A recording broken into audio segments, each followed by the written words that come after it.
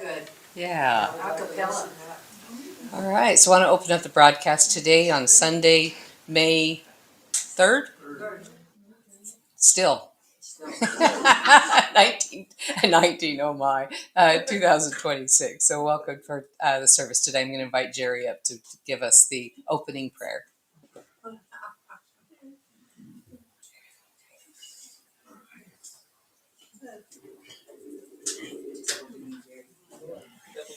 All right. Good morning, everyone. Happy Sunday. Happy Sunday. So glad to be here. Because so much of our attention lately has been pulled toward the noise of the world and the headlines and the conflicts and things like that, it's easy for us to forget that beneath all of that, something really holy is unfolding. And we gather this morning, right, to remember peace and to remember beauty and to remember the renewal of the earth and that we're all participants in it. So, our opening prayer this morning. Beloved God, divine presence, spirit of life, we come into this sacred space today with open hearts. We acknowledge the noise of the world and the heaviness from the headlines and the places within us that have grown tired from fear and uncertainty. And for now, we lay these burdens down. As the earth enters this season of bloom and becoming, help us remember that renewal is not only happening around us in nature, it's happening within. May the greening of the trees remind us that life returns. May the warmth of the sun today remind us of the light after darkness. And may the flowers opening remind us that beauty can rise from the soil. Today we recenter with the sacred rhythm of life. Where we've been anxious, we breathe in peace. Where we've been discouraged, we awaken faith within. Where we have been hardened by the world, soften us again with compassion. May every word spoken this morning and may every heart gathered here become a part of the healing field we offer to one another and to the world. And so it is. Reverend Madge, I invite you to the podium.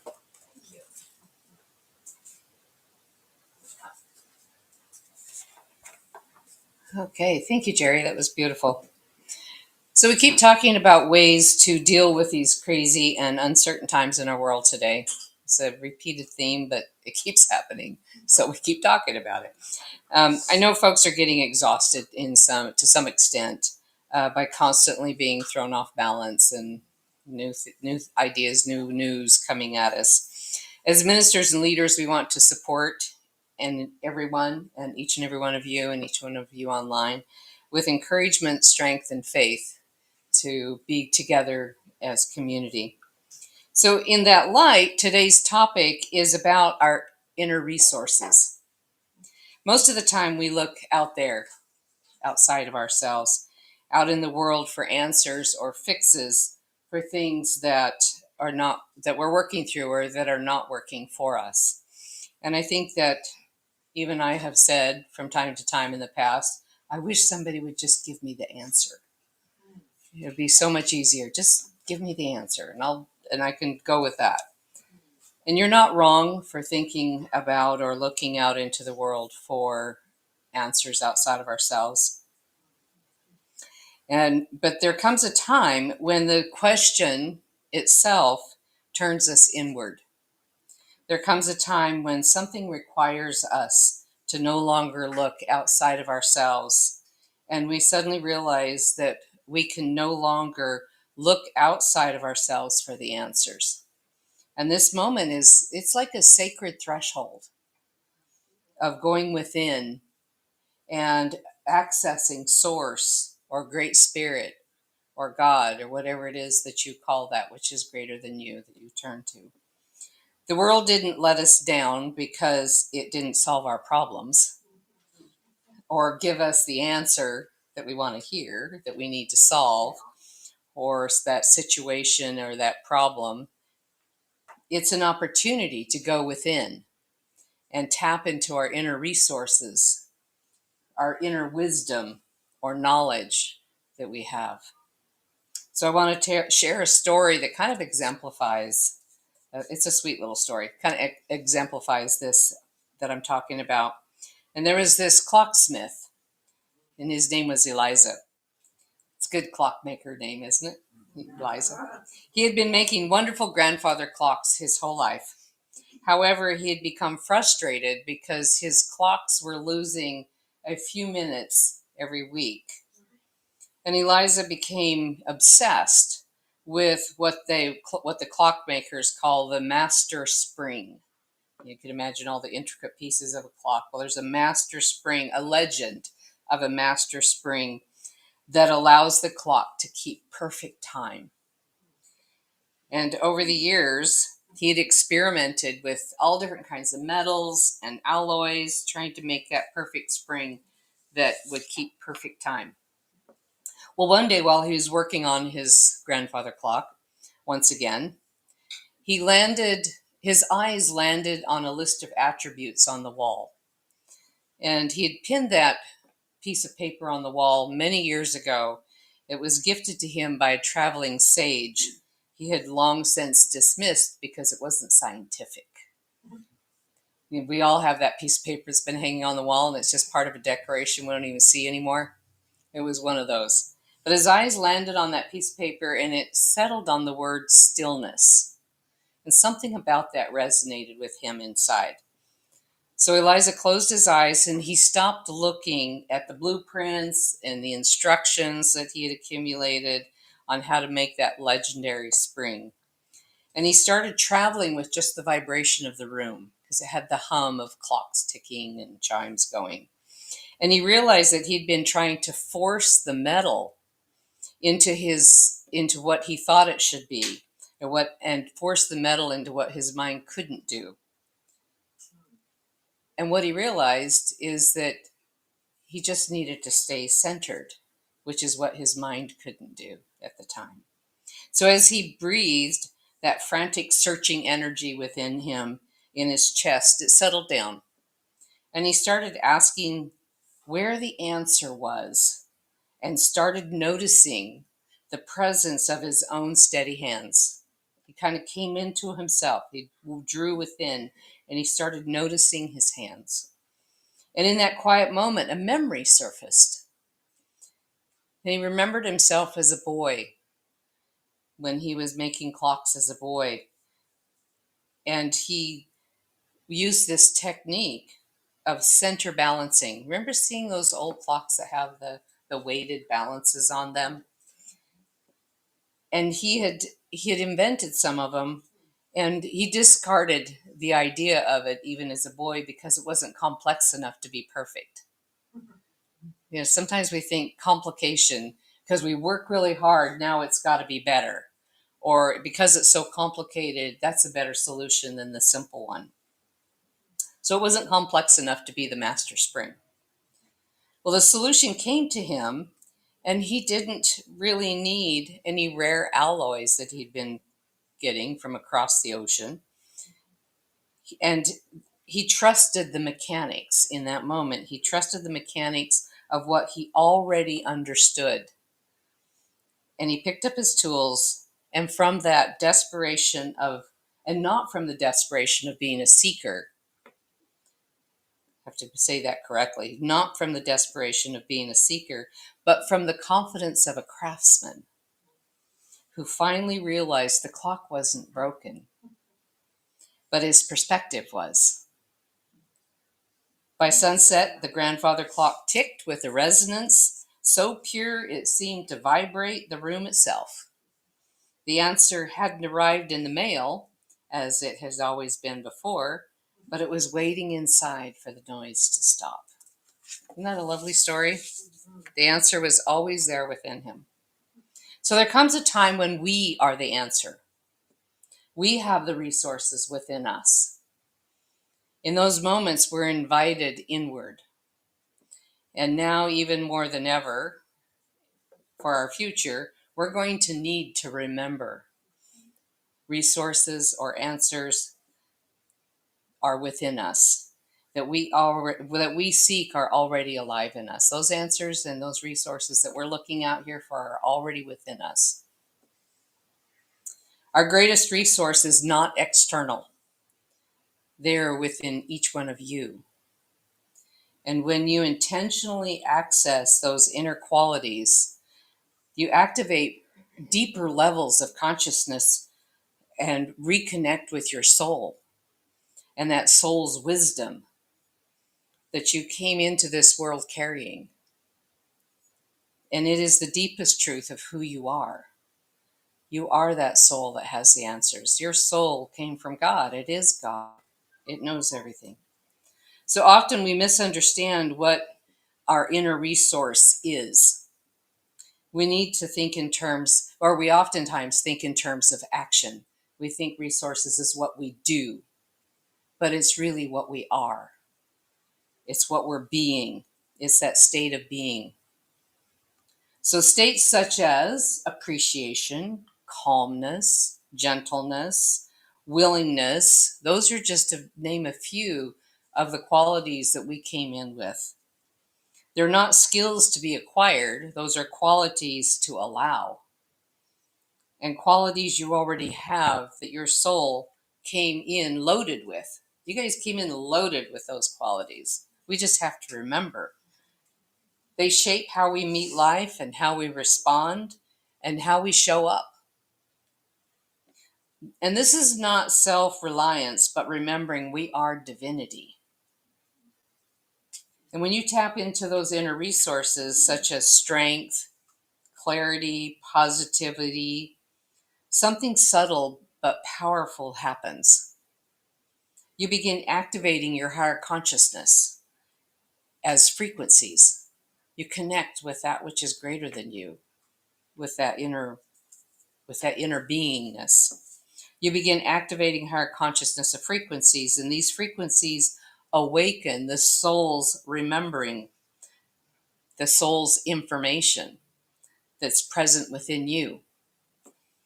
The part of you that already knows, that part of you that is remembering what you already know. And it recognizes your wholeness. And this is the God self, not something you earn. You don't have to do something to earn it, but something you remember because it's something that you are. So you don't have to plead with God, I've been good, be nice to me. It's not something you earn, it's what you are. Yeah. Life itself becomes an invitation to remember these qualities. And in order to have the invitation, it means we have to have the situation that inspires the remembering. It's not always an easy walk. We have to have situations that make us dig a little deeper. We don't often consider an inner resource until we are in the situation that requires it. You know, as long as life is good, we don't have to find our strength, right? We have to find our strength in those difficult moments. And what we call experiment becomes wisdom, or experience, I'm sorry. What becomes experience becomes wisdom. And what we call challenge becomes activation. Those challenges activate our inner resources to step forward. So while I was writing this message, I was reflecting on my own life. And I've always been a very resourceful person. I had a resourceful, innovative, inventive dad and a crafty mother. And so through my teenage years, we lived on a homestead. So resourcefulness is in my blood. Well, I was challenged with resourcefulness when I was in my 30s and I became single, and I didn't have that right person to fix everything for me that I couldn't fix, or do for me what I couldn't do. So I learned very quickly that life flowed much better when I worked from the inside out rather than the outside in. And one of my mantras was, I'm a smart person and I have two hands, so I can figure it out. Two hands and a brain, I'm going to figure this out. So that was what I did. Well, an example of that, a number of years later, my house, I decided to paint my house. It was this mustard yellow that was so popular in the 60s with black shutters. Yeah, it was ugly. Well, and it had been that way a number of years. So anyway, at that time, I found myself as a single mother again. I'd had a partner for a few years, then we separated. But he was a construction worker.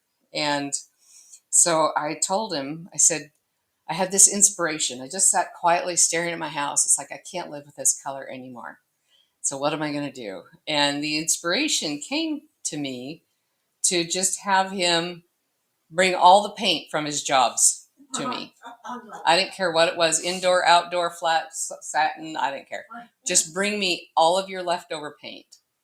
And so he looked at me like I was crazy. And I thought I was crazy too, but I was willing to give it a try because it was free. It didn't cost me anything. So he did. He started bringing me all the paints. Every week he'd bring me more buckets of half used, half empty. They'd be white, eggshell, tan, brown. Then there was some bolder colors in there too. And it's like, okay. And I didn't know how much paint it takes to to paint a whole house. I had no idea. But one day I just knew I had enough. It came from inside of me. It's like, okay, I have enough. Now what do I do? So I got a galvanized garbage can and I started dumping all of the neutral colors into the garbage can. And I just got a big stick, and just like an old witch, I was stirring my paint cauldron. And and and then I started adding some of the bolder colors to it to try to figure out what color did I want. Well, I finally came up with some sort of a strong turquoise color. And I thought, well, that's a little bright for a house. People have to put on shades to go by my house. So I sat with it for a while and I just became one with the paint. And I had a spot on the back of my house where I would paint the color and see what it looked like when it dried. Well, as I was sitting with it one day, something said add black. So it's like, oh man, I have all this paint. This garbage can is halfway full of paint or more. And if I add the wrong thing, it's just going to be toast. But I followed it. I went to the hardware store. I bought a pint of black paint and slowly added it, just praying that I wasn't making the most drastic mistake. And it toned down the turquoise enough that it was perfect. It was this beautiful, soft aqua color. And I thought, wow, okay. Painted it on the house. It dried beautiful. And so for the price of a pint of paint, I painted my entire house. And then I didn't have trim. It's like, now what do I do for trim? And I didn't really know what to do. Well, I was at work one day at the hospital, and I was bragging to the maintenance guys about how I painted my house for the price of a pint of paint. And they go, well, we've got a half bucket full of a paint you might want to consider for trim or something. And he opened it up, and it was exactly what I had, but darker, and it was a perfect trim. And I thought, wow. I took it home, toted it home with me, and painted the accent on my house, still costing me the price of a pint of black paint. So that all came from within. I just sat with it. I sat with the paint. I sat with the idea, and the inspiration came, and the resources came from within. And it was fun. And it was fun bragging about it even now. Bragging rights. So how do you access these inner resources more consciously? Well, we open our door through curiosity. We open it through patience, through kindness to ourselves. And there's no right or wrong in how you do these things. And the best way is just to look at it as opportunities to explore your inner landscape with gentleness and interest. And when judgment softens, awareness expands. Judgment is constricting. And when we let judgment go, then our awareness expands and we can see solutions and possibilities better when we allow that expansion to happen. And when curiosity leads, discovery follows. So we ask the question, we're curious, what can I do with that? How do I solve this? And discovery will follow the question.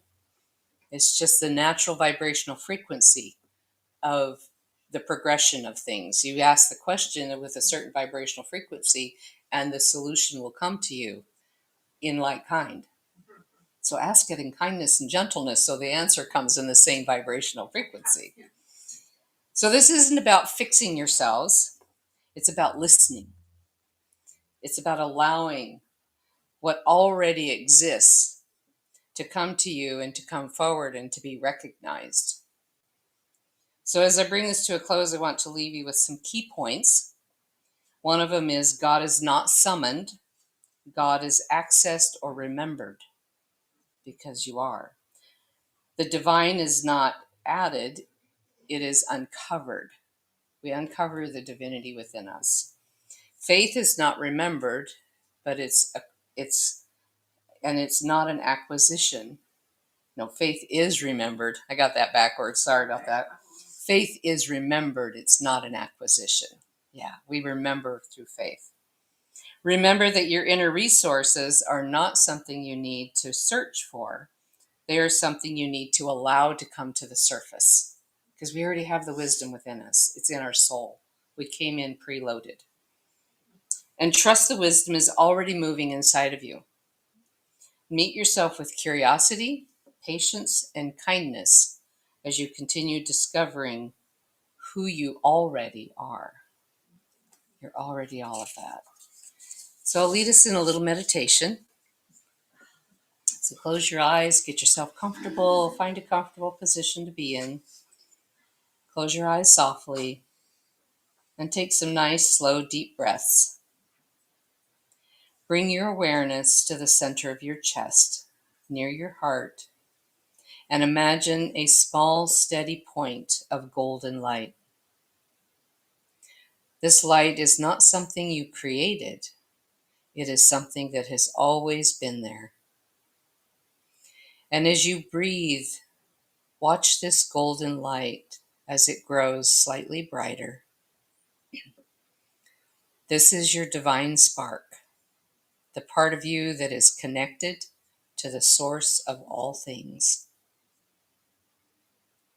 With every inhale, imagine this golden light expanding. It moves from your heart, through your shoulders, down your arms, and into your legs. Feel the warmth of this light filling every cell of your body, and recognize that this light is made of the same stuff as the stars and the earth. You are not just in the universe, you are a conscious expression of it. And now lightly, silently say these affirmations to yourself, letting the words sink in. I am a divine being having a human experience. The light within me is infinite and unshakable.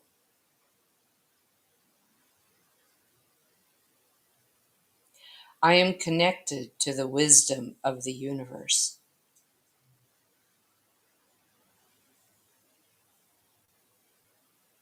Let the words sink in and allow it to become a part of your conscious awareness. Remembering who you really are.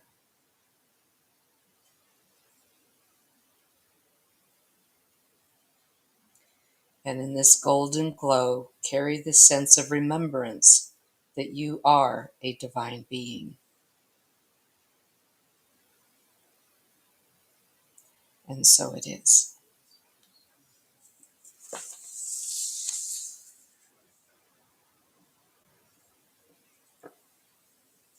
All right.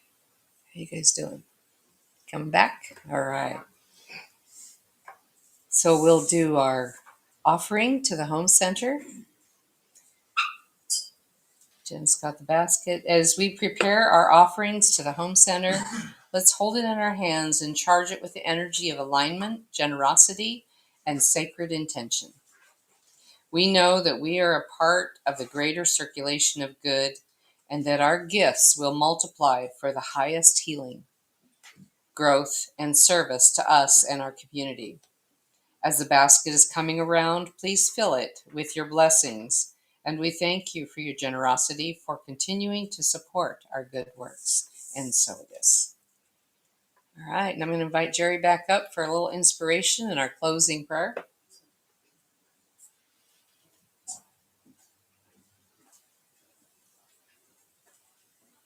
Thank you, Madge. So as I was going through things to share this morning, I actually ran across an old story that's one of my favorites, the story of stone soup, which might be familiar with many of us. And I think it's appropriate now because a lot of us are feeling a little pinched and a little light on abundance. And this is a good reminder about abundance. So this is a story about a traveler, a tired and hungry traveler, who came into a village one day carrying nothing but an empty pot. And the village had been through hard times, and the people were guarded. Everyone had a little something tucked away, but no one felt like they had enough to share. So the traveler filled his pot with water. He placed it over a fire instead of set a stone in the pot. A curious villager walked by and curiously asked, "What are you doing there?" The traveler smiled and said, "I'm making stone soup. It's quite good, but it's better with the carrot." And the person thought, "Well, I have a carrot." And so he went and got the carrot. And another, an onion, potatoes, herbs. Finally, a little salt and some grain made their way into the pot. And before long, what began as a pot of hot water and a stone had become a feast for everyone in the village. And I love the story because it reminds me that abundance is not discovered by waiting until one person has it all. It exists among us in our community. And being a part of this community, I feel richly abundant. One person brings music to this community, another brings prayer. Some bring flowers, right? Some bring coffee. Some make us the delightful food that we get to eat at the end of our services. One person brings $1, someone else may bring 20. We all bring presents. Thank you all for that gift. So let's go ahead and move into our closing prayer here together. Spirit, Mother, Father, God, Creator of all, today we give thanks for the stone soup we make together in this community. We give thanks for every gift placed into the pot, the music, the prayers, the kindness, the laughter. We give thanks for the healing, for the service, for the presence, and the love that every person brings. May the pot in which we create this sacred soup ever expand. May this community continue to grow in generosity, in welcome, in wisdom, and in care. And may what is created here never remain only here. May these threads of love and support move outward from this room into our homes, our families, our friendships, our neighborhoods, and the rest of the world. May every blessing received here become a blessing shared. May every heart strengthened here become a light for another. And may every act of giving multiply beyond what we can see or measure. And today, may we continue to feed one another in body, mind, heart, and spirit. And so it is. Thank you very much for those of you watching from home. Did I do this already? Yep. Did you do this already? Okay, we're going to do it now. Thank you for joining us, wherever you may be, whenever you may be joining us. We'll close the service now. Thank you.